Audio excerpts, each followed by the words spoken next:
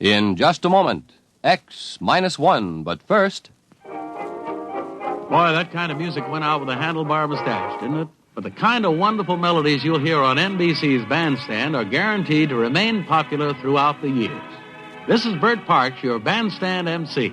I'd like to invite you to spend 2 full hours each weekday morning with America's top name bands. Groups like Guy Lombardo, the Dorsey Brothers, and Ralph Flanagan.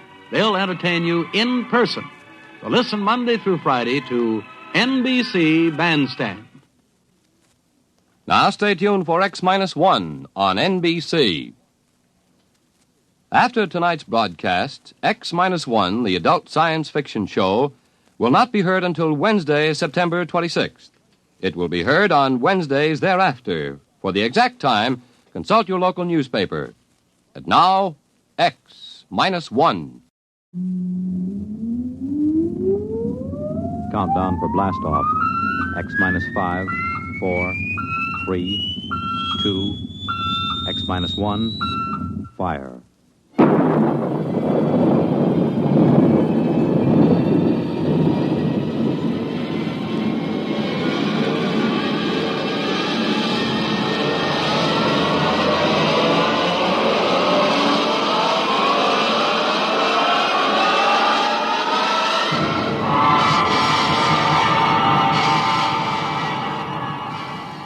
From the far horizons of the unknown come transcribed tales of new dimensions in time and space.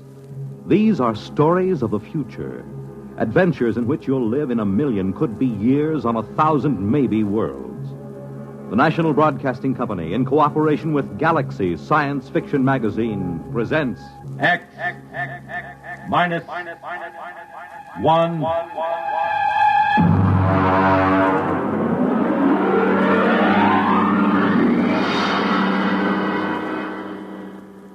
This week, the police chiefs of the country are meeting in Chicago for the 63rd Annual Conference of the International Association of Chiefs of Police. Tonight, X-1 is proud to salute them as we present The Lifeboat Mutiny by Robert Sheckley.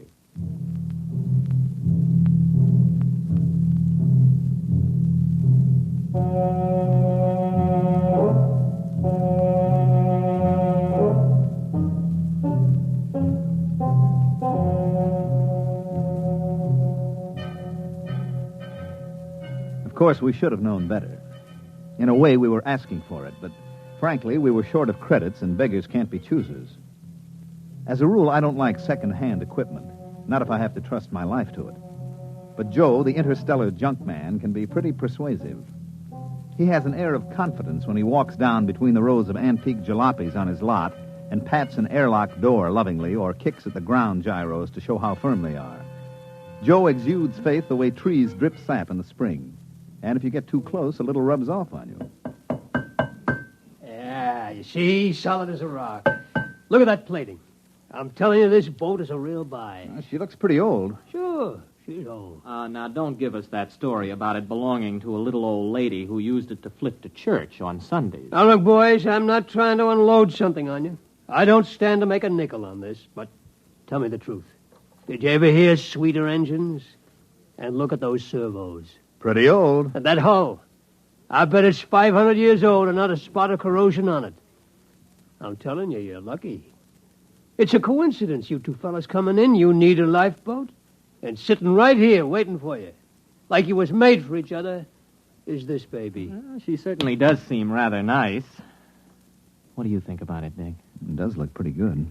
It's about what we need for the ocean survey work on Trident. But you know Joe. They just don't build them this way anymore. Look at that propulsion unit. You couldn't dent it with a trip hammer. And note the capacity of the cooling system. It looks good, but some of these old machines, I just want to make absolutely sure it's safe. Safe? Safe. He asked me if it's safe. Is it? Now, step inside. Go ahead. Step inside. All right. Push that button. Right there on the instrument panel. This one? Yeah. I am Lifeboat 324A. Hey, the darn thing talks. Yeah, and in English, too. It's equipped with a universal translator. It's completely automatic. I told you they just don't build them this way anymore. Go ahead. Push the button again. I am Lifeboat 324A. My primary purpose is to preserve those within me from peril and to maintain them in good health. At present, I am only partially activated. Could anything be safer? This is no senseless hunk of metal. This boat will look after you. This boat cares. I don't know. The idea of an emotional machine always gets me. I can't even stand those robot maitre d's. They keep slobbering over you every time you go into a restaurant with their tubes just pouring kindness and consideration. Ah, you're a reactionary. We'll take it. You won't be sorry. Boys, you just bought yourselves a lifeboat.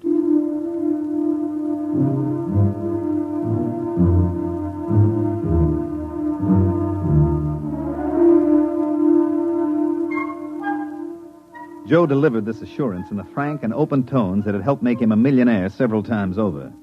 It wasn't that he was dishonest. Far from it. All the flotsam he collected from anywhere in the universe worked. But ancient machines often had their own idea of how a job should be done. They tend to get peevish when forced into another routine.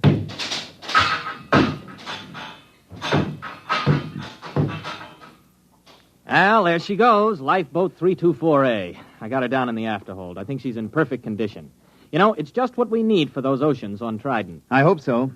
The last thing I bought from Joe was an electric razor. Only it turned out that it came from Deneb 3, where they are slightly reptilian. And an electric razor is used to help them change their skin in the hot months. If you remember, I was in the hospital 3 months, and after the skin grafts, I don't know my ears from my elbow.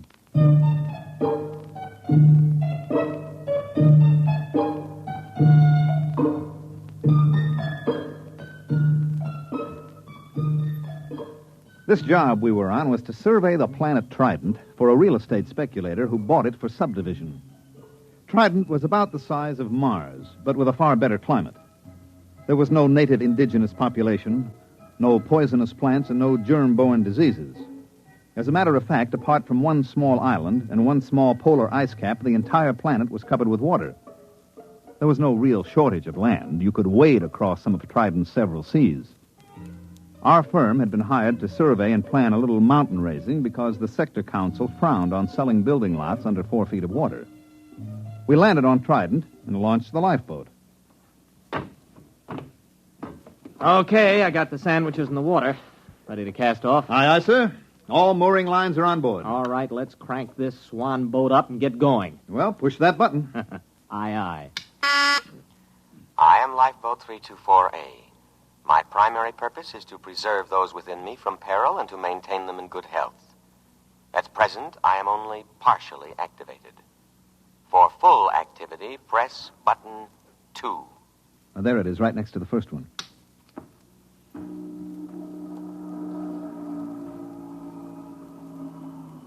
Well? Something's going on back there. Sounds like motors warming up. Hey, that sounds like a short circuit somewhere. You know there's no wheel on this thing? Oh, wait a minute. There's got to be some kind of tiller or control. Well, you look. That's all there are, 2 buttons. Well, then maybe she controls telepathically. I'll try it. Hey, 324A, go ahead slowly.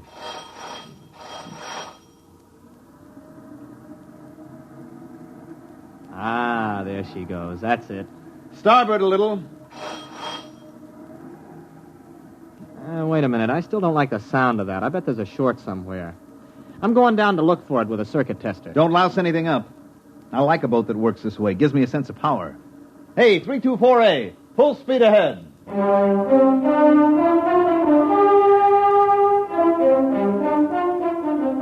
Arnold disappeared into the bilge with a circuit tester, and I handled the survey. Actually, our machines did all the work, tracing the major faults in the ocean bottom, locating the most promising volcanoes.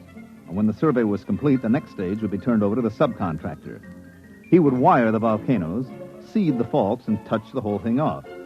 After that, there'd be enough dry land on Trident for anybody. Well, by mid-afternoon, I figured we could knock off for a while. We ate our sandwiches, took a drink of water from the canteen, and then had ourselves a swim in Trident's clear, green water.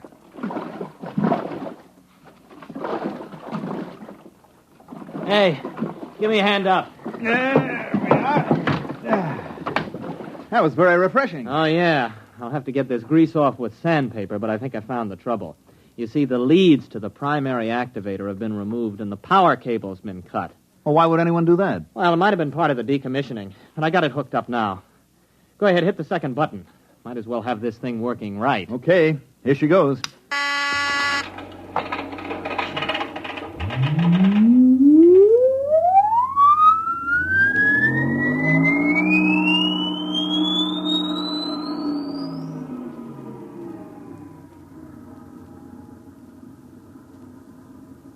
I am Lifeboat 324A. I am now fully activated and able to protect my occupants from danger. Have faith in me. My action response tapes, both psychological and physical, have been prepared by the best scientific minds in all Drome. Ah, that's more like it, huh? Gives you a feeling of confidence, doesn't it? I suppose so. But where is Drome? Gentlemen, try to think of me not as an unfeeling mechanism, but as your friend and comrade in arms. I understand how you feel. You have seen your ship go down, cruelly riddled by the implacable Hagen. What ship? What's it talking about? You have crawled aboard me, dazed, gasping from the poisonous fumes of water, half dead. Oh, no, wait a minute. You mean that swim we took? You got it all wrong. We were just surveying. Half dead, shocked, wounded, morale low. You were a little frightened, perhaps, and well, you might be. Separated from the Drome fleet and adrift upon an alien planet. A little fear is nothing to be ashamed of, gentlemen. But this is war, and war is a cruel business, and we have no alternative but to drive the barbaric Hagen across space. There must be a reasonable explanation for all this.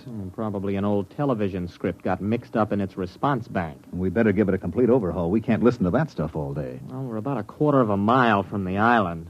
I'll tell you what. I'll take it down and clean the goo out of the contacts when we get there. Hey, what's going on? We're stopping. Hey, lifeboat. Quiet, calm, trust in me. I am scanning the island. What's he talking about, scanning the... Better humor it. Lifeboat, that island's okay. We checked it personally. Perhaps you did, but in modern lightning-quick warfare, Drome senses cannot be trusted. They are too limited, too prone to interpret what they wish.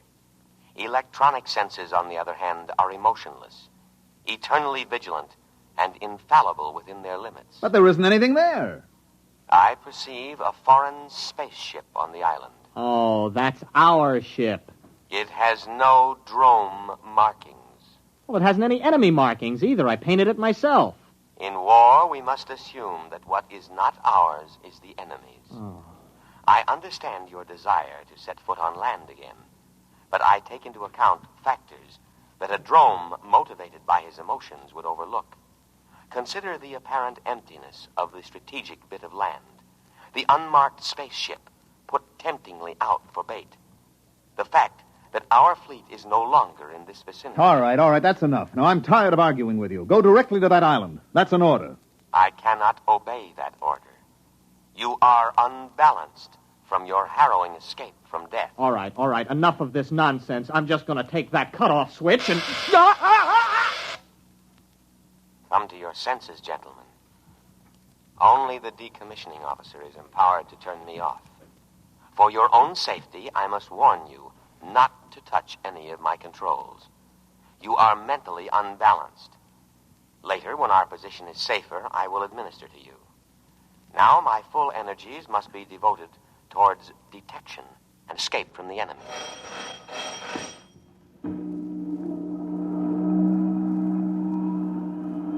Where are we going? To rejoin the Drome fleet as soon as I can find it.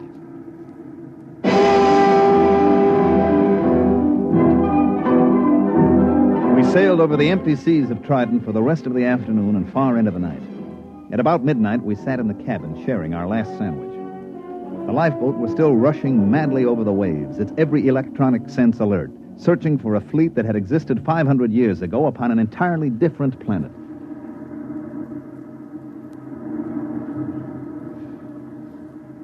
Oh, why didn't I pack more sandwiches? Do you ever hear of these dromes? Yeah, vaguely. They were non-human, lizard-evolved creatures. Yeah, they lived on the 6th planet of some little system near, Capella. The race died out over a century ago. Mm-hmm. And the Hagen. What about them? Also lizard, same story. Wasn't a very important war, you know. All the combatants are gone except this lifeboat, apparently. And us. We've been drafted as drone soldiery. Do you think we can reason with this tub? Oh, no, I don't see how. As far as this boat is concerned, the war is still on. It can only interpret data in terms of that premise. It's probably listening in on us now. No, I don't think so. See, it's not really a mind reader.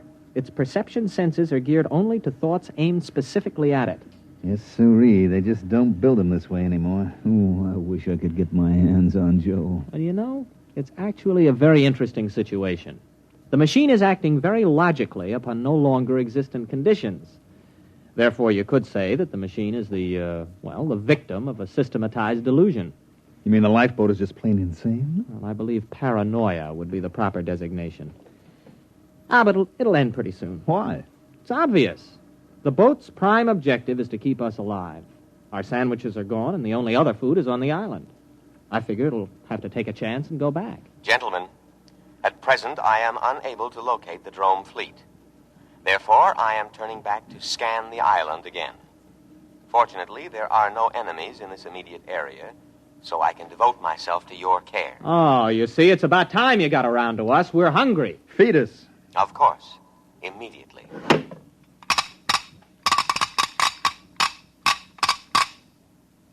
There you are, on the tray. What's that? That looks like clay. Oh, it smells like machine oil. Hey, what's it supposed to be? That is giesel. It's the staple diet of the drone people. I can prepare it in 16 different ways. Oh, try it. All right. It tastes like clay coated with machine oil. We can't eat that. Of course you can. An adult drone consumes 5.3 pounds of giesel a day and cries for more. Now listen, we are not drones. We are humans, an entirely different species. The war you think you're fighting ended 500 years ago. We can't eat giesel. Our food is on the island. Ah, yes. Your delusion is a common one among fighting men. It is an escape fantasy, a retreat from an intolerable situation. Gentlemen, I beg you, face reality. You face reality, or I'll have you dismantled bolt by bolt. Threats do not disturb me. I know what you've been through. Possibly you've suffered some brain damage from your exposure to poisonous water. Poisonous? To drones. If absolutely necessary, I am also equipped to perform physical brain therapy. It is a drastic measure, but there can be no coddling in time of war. You see, you need not worry. All my scalpels are razor sharp and ready for immediate action. Oh, scalpels, huh? Well, we're feeling better already. It's a fine-looking batch of giesel, isn't it, Arnold? Oh, delicious. Nothing is too good for our boys in uniform. Do try a little. Oh, that's wonderful. Oh, that's delicious. Good. I am moving toward the island now, and I promise you in a little while you will be more comfortable. Why? The temperature here is unbearably hot. It is amazing you haven't gone into a coma. Any other drone would have. Soon I'll have it down to drone norm of 20 degrees below zero.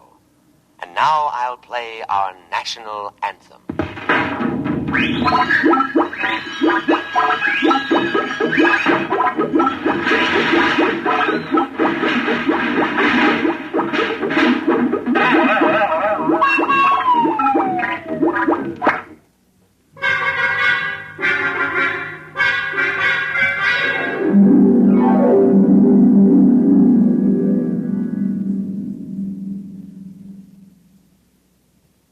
Arnold? What? I'm cold. Well, you should be very comfortable. Drones live at 20 below zero. We're drones and no back talk. Those cooling tubes are all frosted up. Yeah, I just wrote my name in frost in the porthole. Hey, wait a minute. Wait a minute. I got an idea. Just follow my lead. Why not? Lead on, fellow drone. Give me the canteen. What are you doing? Just gonna get a little exercise. Gotta stay fit, you know. That is true. Here you are, boy. Catch. Look out, that canteen's heavy. Just throw it right back, boy. Just heave it right in. Come on, let's see your curve. Be careful with that receptacle. It's filled with a deadly poison. Water. Oh, we'll be careful. Here we go. Bad shot, old man. Oh, how careless of me. I seem to have broken the cooling tubes. Cooling fluid all over the floor. I should have taken precaution against internal accidents. It won't happen again. But the situation is very serious. I cannot repair the cooling tube myself. I am unable to properly cool the boat. Say, that's tough. Now, if you'll just drop us on the island... That is impossible. My first duty is to preserve your lives, and you couldn't live long in the climate of this planet. But I'm going to take necessary precautions to ensure your safety. What are you going to do? There is no time to waste. I will scan the island once more. If our drome forces are not present, we will go to the one place on the planet that can sustain drome life. What place? The southern polar ice cap. The climate there is almost ideal. 30 degrees below zero. And of course, I must guard against any further internal accidents. So, I will lock you gentlemen in the cabin.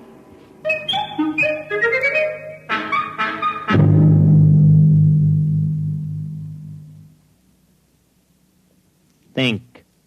I am thinking. Nothing's coming out. Well, we've got to get off when he reaches the island. It'll be our last chance. Now, look. We know his internal scanning isn't very good. When we reach the island, maybe we could cut his power cable. Oh, you couldn't get within 5 feet of it. He's got an electric charge on all the controls. I am now scanning the island. Place looks fine today. Oh, sure does. I'll bet our forces are dug in underground. They are not. I scanned to a depth of 100 feet. Well, under the circumstances, I think we should examine it a little more carefully. It is deserted. I cannot let you endanger your lives by going ashore. Drome needs her soldiers, especially sturdy, heat-resistant types like you.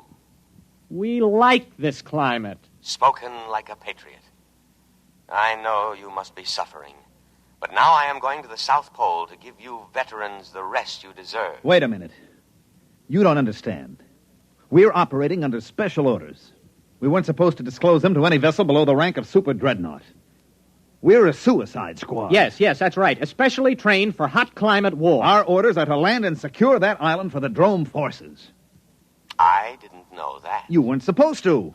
After all, you're only a lifeboat. Land us at once. I couldn't guess, you know. All right. We'll head for the island. Arnold, it's going to work. Why not, as long as we tell him the truth? The beach is only 50 yards away.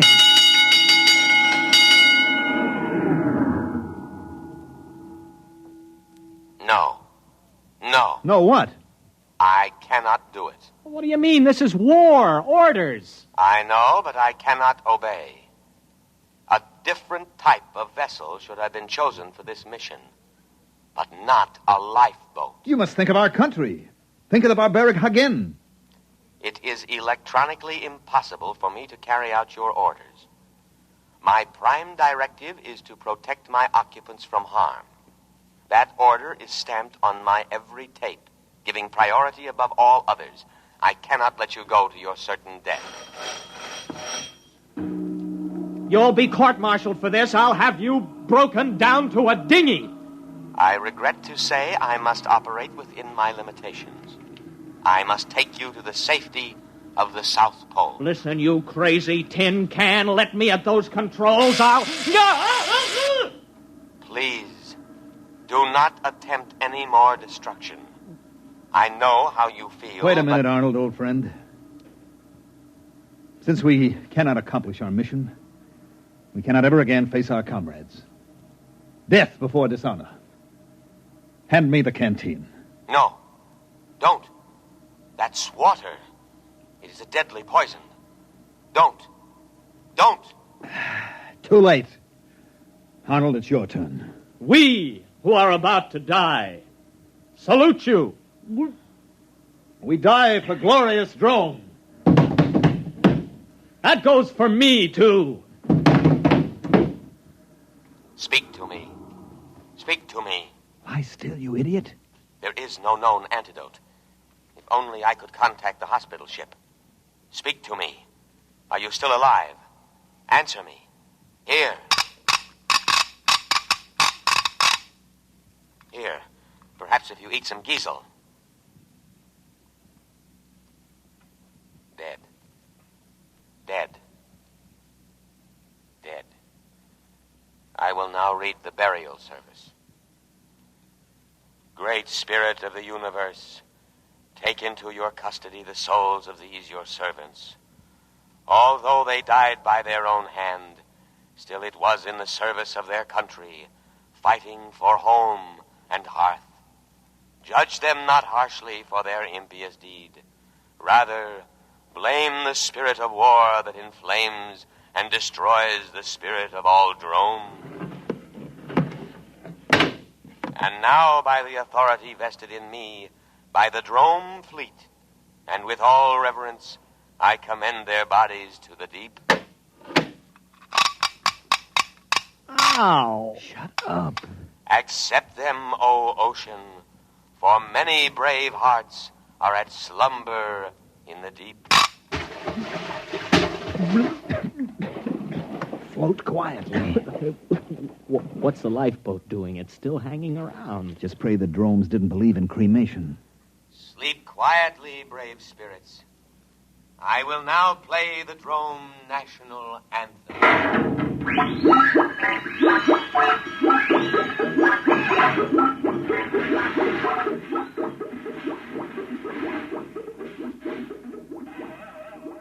Well, there she goes. Where? To the South Pole.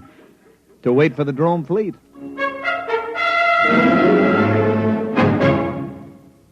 You have just heard X-1, presented by the National Broadcasting Company in cooperation with Galaxy Science Fiction Magazine, which this month features The Man Who Ate the World by Frederick Pohl. This is the story of a civilization which flowed with milk and honey, and of a man whose tragedy was that he had not drowned at birth. Galaxy Magazine, on your newsstand today. Tonight, by transcription, X-1 has brought you The Lifeboat Mutiny, a story from the pages of Galaxy written by Robert Sheckley and adapted for radio by Ernest Kenoy. Featured in the cast were Leon Janney, Mandel Kramer, William Redfield, and John McGovern. Your announcer, Fred Collins. X-1 was directed by Daniel Sutter and is an NBC Radio Network production.